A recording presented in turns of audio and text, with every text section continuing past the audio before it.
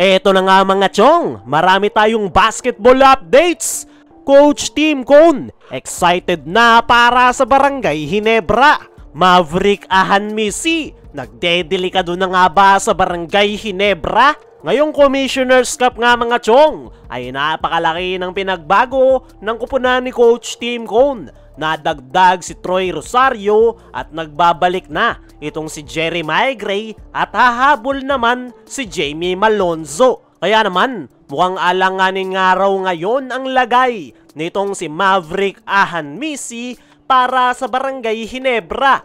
Dahil ayon mismo kay Snow Badwa sa kanyang podcast na No Cooking Show, ay malapit-lapit na daw i-trade ng Barangay Ginebra si Maverick Ahanmisi. Pero kung titignan nga natin yung naging performance ni Maverick last conference, ay maganda naman yung kanyang ipinakita para sa Barangay Ginebra.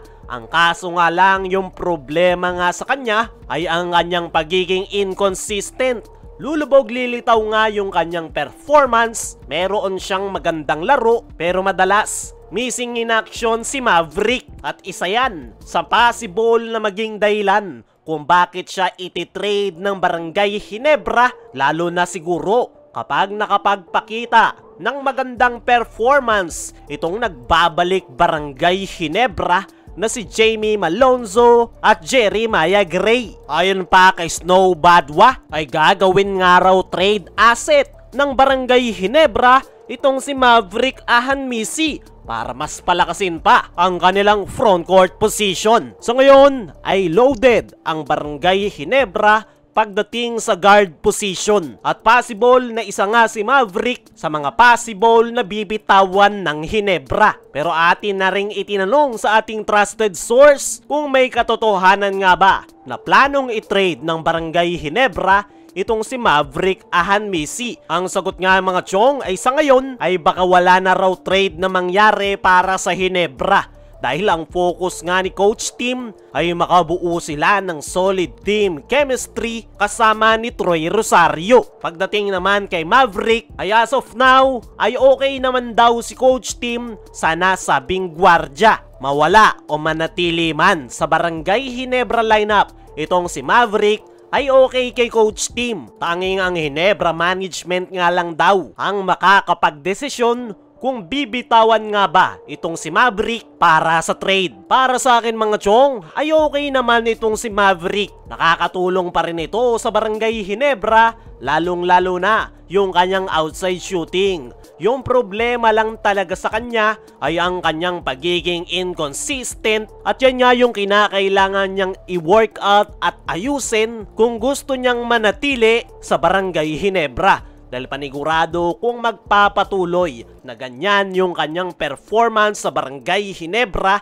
ay hindi na ako magugulat na ititrade ito ng Ginebra para makakuha ng better player na mas makakatulong sa kanilang kupunan. Pero as of now, ay mas okay na manatili muna itong si Maverick Ahanmisi dahil ngayon pa lang talaga lumalabas yung kanyang tunay na laro simula nang malipat siya ng Barangay Ginebra. Noong una ay hindi talaga bagay si Maverick dahil nakafocus yung opensa ng Ginebra kay Christian Stan Hardinger. Ngayon nabalanse na yung kanilang triangle offense, ay nabibigyan na nga ng pagkakataon si Maverick na makapagpakita. Factor na rin siguro yung ibinigay sa kanya na ultimatum ng Barangay Ginebra management, lalong-lalo na ni Boss Al Francis Chua, na kailangan niyang makapagpakita ng magandang performance. Kaya naman, deserve ni Maverick na bigyan ng pagkakataon na magpakitang gilas, saka na magdesisyon ang Ginebra management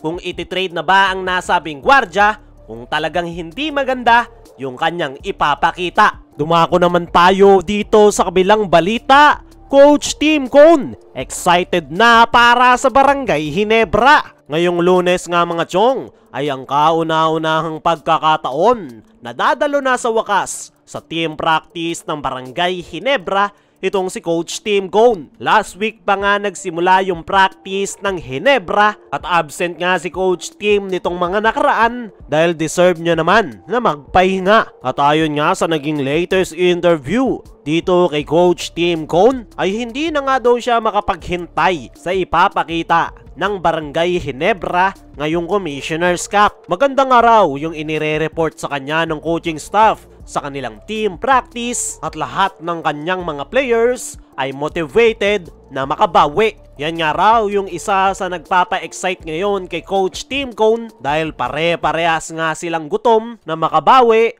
matapos silang kapusin last PBA Finals. Yan nga raw ang motivation na kanilang dadalhin sa kanilang kampanya ngayong Commissioner's Cup. Patungkol naman kay Troy Rosario ay hindi niya pa nga daw ito nakikita ng personal simula ng malipat ng Barangay Ginebra. Pero base nga raw sa reports sa kanya ni Coach Olsen Racela ay maganda at smooth yung transition ni Troy Rosario sa kanilang sistema na triangle offense. Hindi na nga rin daw makapaghintay si Coach Tim na magamit si Troy Rosario dahil sa lahat nga raw ng aspect ay makakatulong si Troy sa kanyang koponan. Ayon pa kay Coach Tim ay sa ngayon ay marami pa nga daw silang kinakailangang i-workout para maihanda ang kanyang mga players sa kanilang magiging debut game. Pero kahit na ganun ay excited nga itong si Coach Tim Cone sa ipapakita ng kanyang koponan. Kayo mga chong, ano ang masasabi nyo? Ngayong excited at gutom si Coach Tim na may bawi ang kanyang koponan. Ano rin yung masasabi nyo? Naalanganin na ngayon ang lagay